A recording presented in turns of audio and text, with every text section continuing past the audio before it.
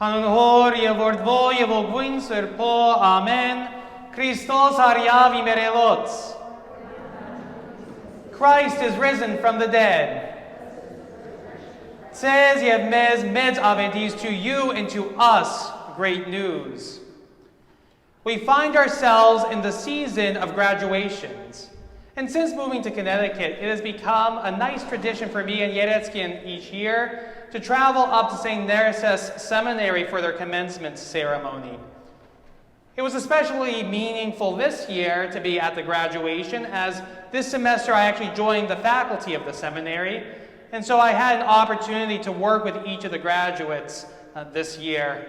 And as with all graduation ceremonies, the joy of gathering together for such occasions comes not merely from celebrating the accomplishments of their academic tenure, but even more so in anticipating how the education they have received might serve them in their future careers. This is why we call the graduation ceremony not a completion, but rather a commencement. Because each of the graduates will be taking the education that they received and commence a new chapter in their lives, beginning a new career and serving the larger community through the skill set that they have built. This idea of graduation being a commencement takes on a whole new meaning in the seminary context. Because the word seminary, the place where our religious workers are trained, literally means the place where seeds are planted. A seminary is a religious nursery of sorts, a place where the seedling of a vocation might develop, and hopefully through years of prayerful study will one day blossom and bear fruit within the vineyard of the Lord. When celebrating life's milestones, we can far too often get caught up in nostalgic reflection on the past, while completely forgetting to look forward with a hopeful vision for the future.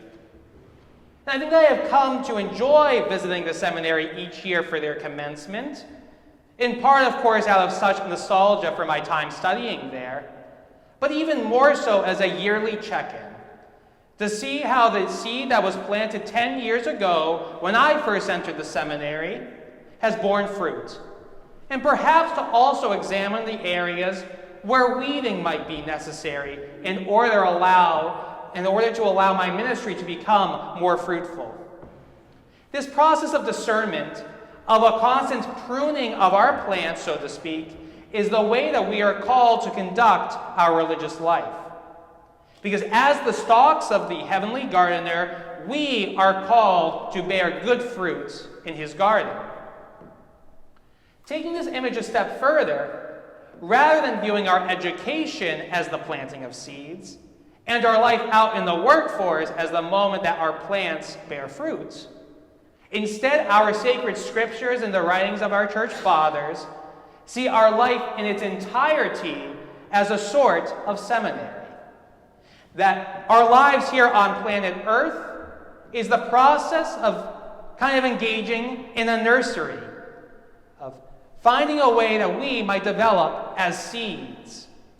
And of course, at the end of our lives here, our seeds will ultimately be planted. Because at the moment of our death, we, just like the seeds, will be planted in the ground within a grave.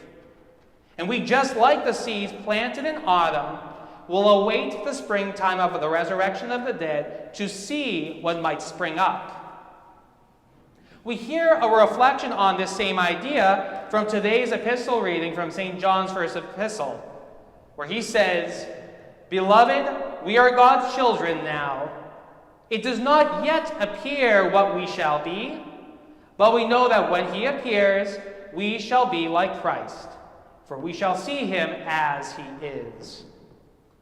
St. John is describing the second coming of Jesus and the incomprehensible nature of what that moment will be like. What will our bodies be like when we are risen from the dead? What will our lives in the kingdom of heaven be like? How will our individual personalities bloom forth into this new reality? A reality that is beyond the finite constraints of our current existence. These are very natural, but also very heavy questions. And St. John makes it clear that he does not know the answer to them. But what he does say very plainly, that it isn't clear from our perspective what our resurrected bodies will look like. However, what we do know, we know for sure, that we will be like the Lord, who defeated death and spread his light and his life and his love throughout the universe. In one of the foundational writings of the Armenian Church, our patron saint, St. Gregory the Illuminator, dives into this idea of what we might become at Christ's second coming. And to do so, he uses the very same image of the seminary by describing each and every one of us as seeds. I think that St. Gregory had many biblical passages in mind when he wrote these words.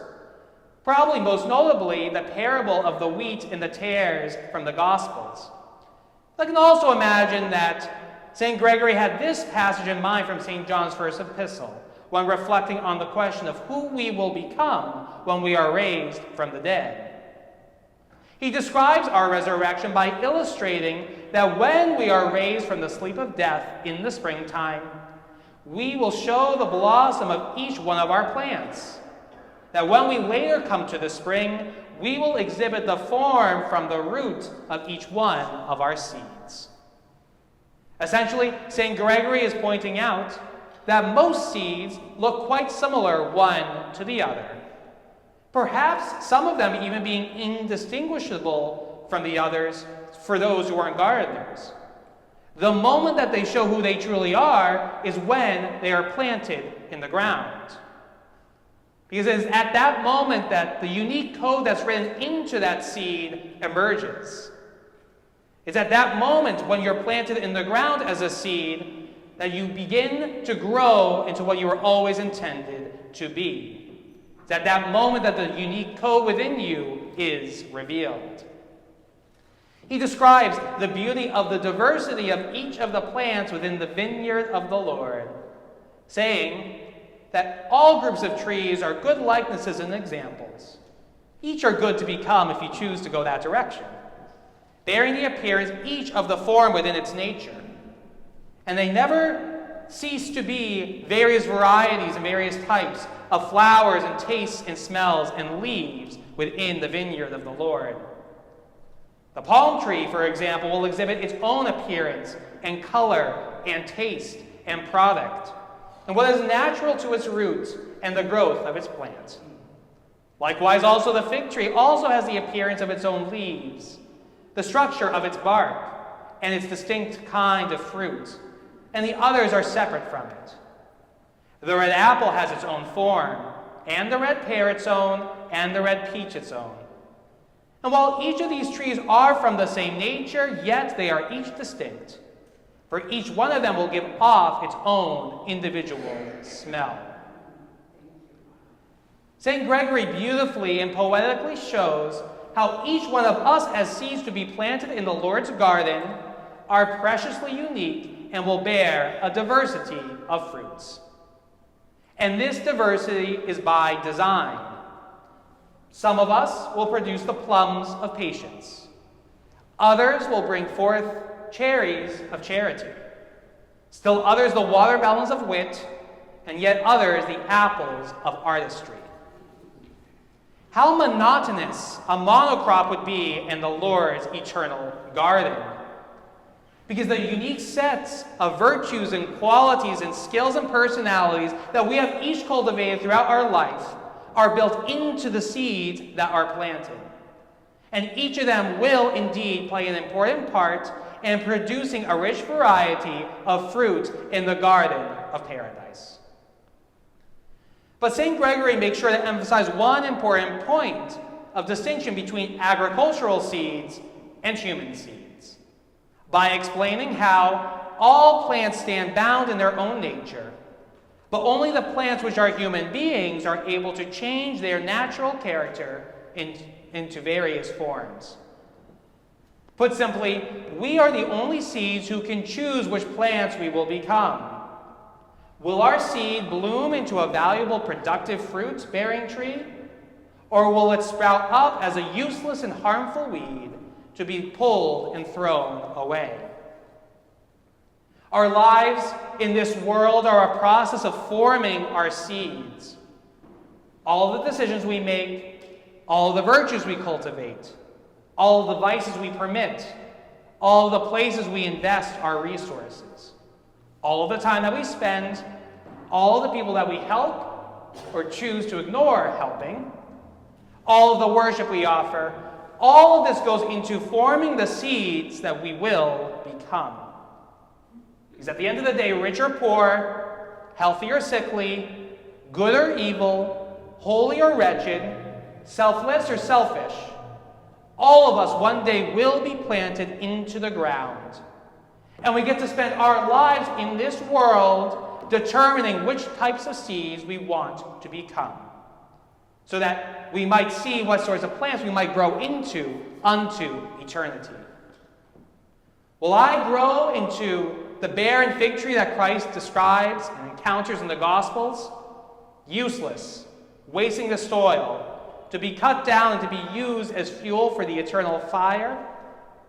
Or instead, will I strive to bloom into the fruitful olive tree described in the Psalter, bearing the fruits of a virtuous life, firmly planted in the garden of the Lord unto eternity? May we each make the choice to spend this life in preparation for the day of the only commencement that truly matters, coding fruit-bearing virtues into the seeds of our soul in preparation for the spring of the resurrection, when we will bloom and bear fruits to the glory of our heavenly gardener in his garden of paradise unto eternity. Amen.